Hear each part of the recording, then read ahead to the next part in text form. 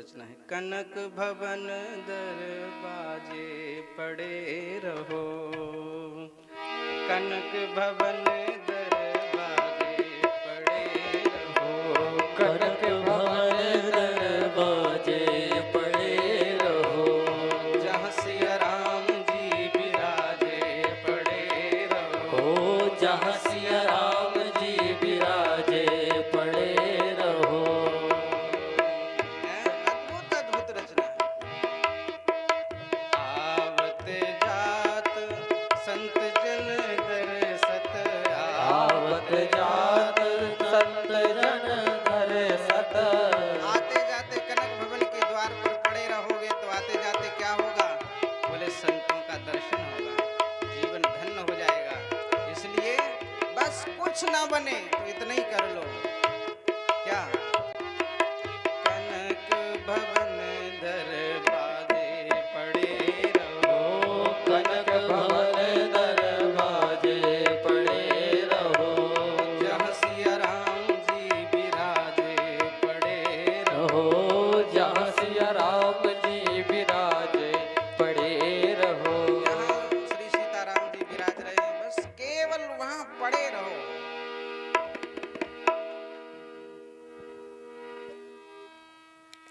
बस उतने ही से काम बन जाए।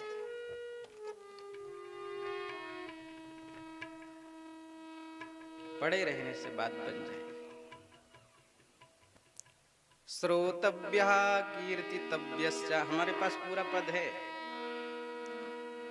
लेकिन हम जानबूझकर गा नहीं रहे।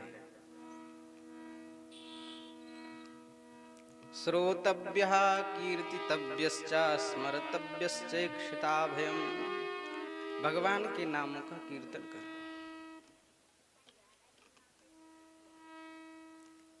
स्मरण करो। चाहे किसी भी विधि से हो, भगवान की अंतिम में याद आ जाना चाहिए। कब याद आ जाना चाहिए? अंतिम में।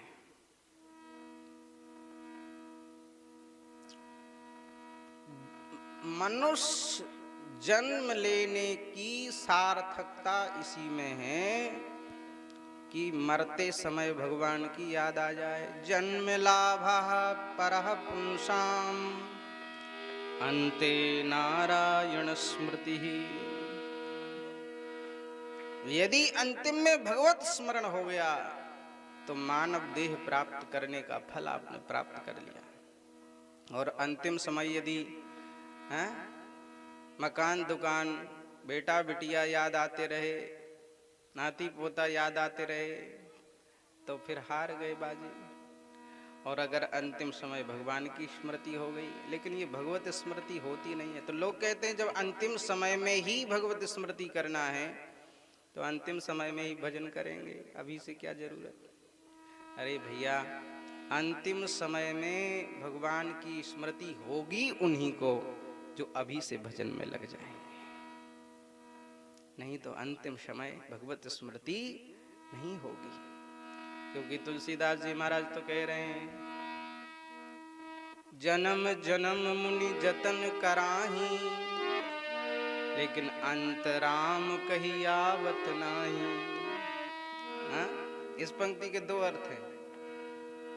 क्या बोले? जन्म जन्म मुनि जतन कराही, जो ऋषि मुनि महात्मा भक्त वैष्णव जन्म से ही स्मरण भगवान के स्मरण का यत्न करते हैं, उनको अंतिम में भगवान का स्मरण होता है और भगवत स्मरण पूर्वक शरीर छोड़ते हैं तो अंतराम कही, राम कह के शरीर छोड़ते हैं तो आवत नहीं, फिर इस संसार में नहीं आते। एक अर्थ तो ये है। दूसरा अर्थ ये है कि जन्म जन्म मुनि जतन कराही, अंतराम कही आवत नाही।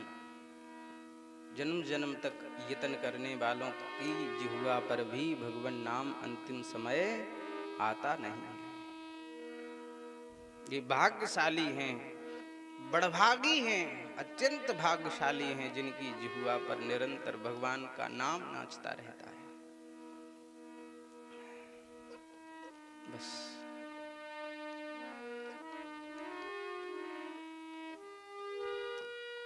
चलते फिरते उठते बैठते खाते सोते, हाँ सोते में भी स्मरण होता रहता। हमने वृंदावन में ऐसे एक संत का दर्शन किया, वो सोते रहते थे तो उनकी ये है ना ये तोते जैसी चलती रहती थी। और कहाँ तक कहें, एक संत तो ऐसे अद्भुत थे, उनका भी दर्शन का सौभाग्य मिला हमारे वृंदावन में, वृंदावन की परिक्रमा में। श्री गोपाल खार वाले बाबा,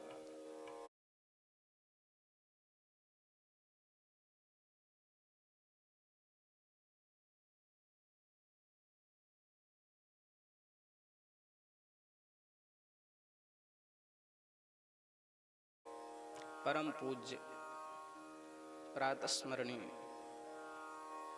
परम श्रद्धेय श्री हनुमान दास ब्रह्मचारी जी महाराज, उनको कभी किसी ने सोते ही नहीं देखा।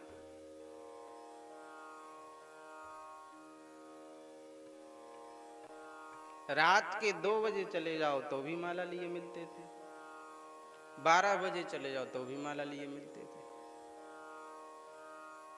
4 बजे चले जाओ तो माला लिए मिलते थे। और शरीर जो है वो कितना बचा था, 4-5 किलो का।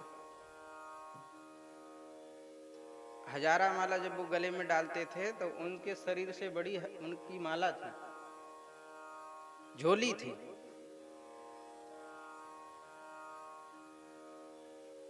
एक कॉपी लगाए बैठे रहते थे और लगभग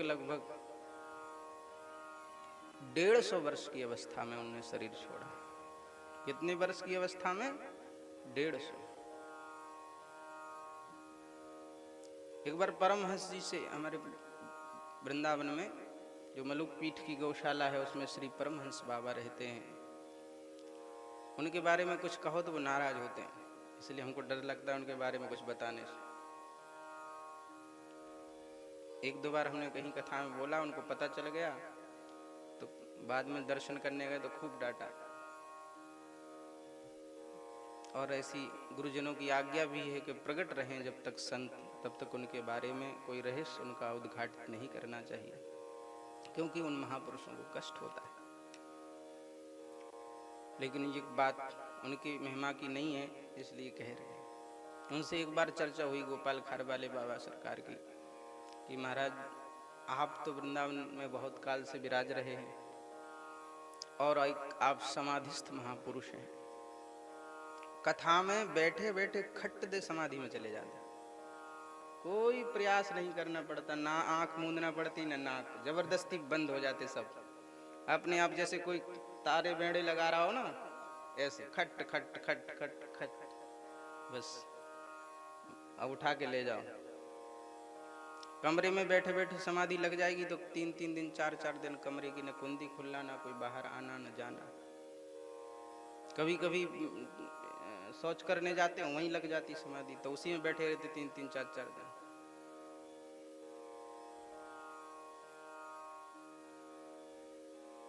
मैंने उनसे पूछा, महाराज आप कुछ बताएं बाबा के बारे में, तो बोले हम क्या बताएं,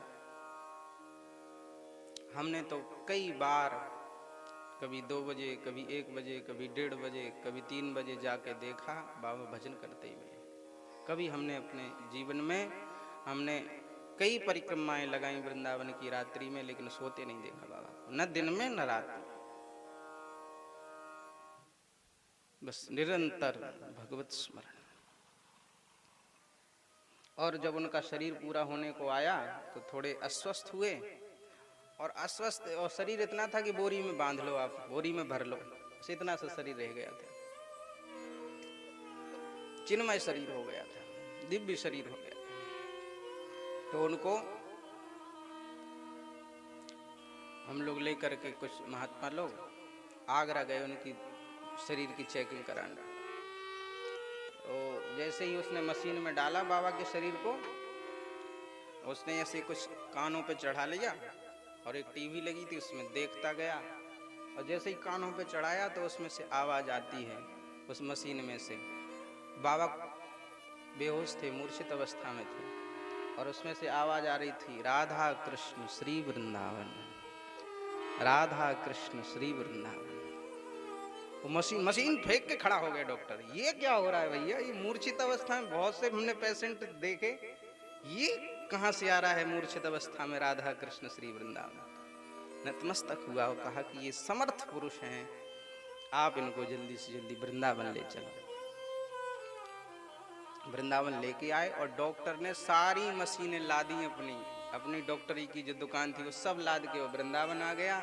और जब तक बाबा शरीर से रहे तब तक वो सारी मशीनें वृंदावन ही रही। और जब बाबा का शरीर सुखपूर्वक छूट गया वहीं उसने इलाज किया। और इलाज क्या, उनका इलाज तो भगवान नाम था, धाम था, भगवत रूप था। बाबा से एक बार पूछा, बाबा आपकी अवस्था कितनी होगी? तो कहते कहते रोने लगे, बोले इतनी तक तो हमें याद है, बाकी याद नहीं है। तो मैंने कहा बाबा ऐसे कैसे? बोले हमारे गुरुजी ने एक बार कायाकल्प भी कराया था हमको। महात्मा लोग कायाकल्प करते थे, तो बाकी हमें याद नहीं।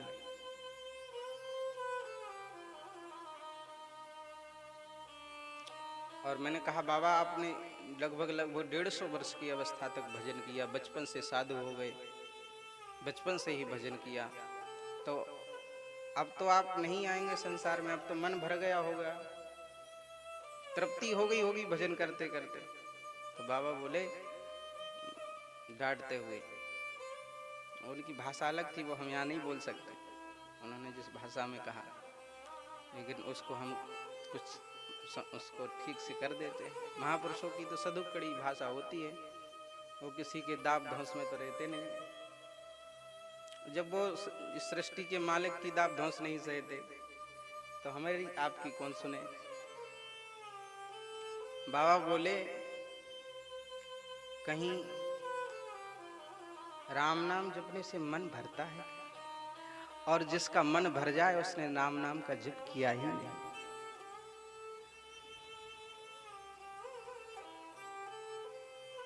ज्यों ज्यों पीवे नाम रस, त्यों त्यों अधिक प्यास। ज्यों ज्यों नाम का रस पीता जाएगा, जितना स्वाद मिलता जाएगा, उतनी ही प्यास कम नहीं होगी। संसार का पानी पियो, रोटी खाओ, व्यंजन खाओ, तो खाने के बाद प्यास, भूख प्यास खत्म हो जाएगी। लेकिन हरि नाम की प्यास जितना जपोगे उतनी ही सरलता आती जाएगी जीवन में, दीनता आती जाएगी, दैन्य आता जाएगा, और उतनी ही प्यास बढ़ती जाएगी। अभी जप हुआ ही नहीं है, जब मिलोगे उनसे तो रोते ही मिलेंगे, गिड़गिड़ाते मिलेंगे, हम महाराज कहाँ जप करते हैं, हमसे जप में होते ही नहीं,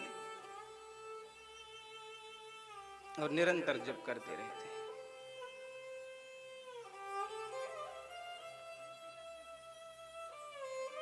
इसलिए जन्म लेते ही जब शुद्ध आ जाए, समझ में आ जाए, तभी से भजन शुरू कर देना चाहिए, क्योंकि जन्म का लाभ यही है, अंते नारायण स्मृति, अंतिम समय में भगवान नारायण की स्मृति हो जाए, भगवान के नाम का स्मरण हो जाए।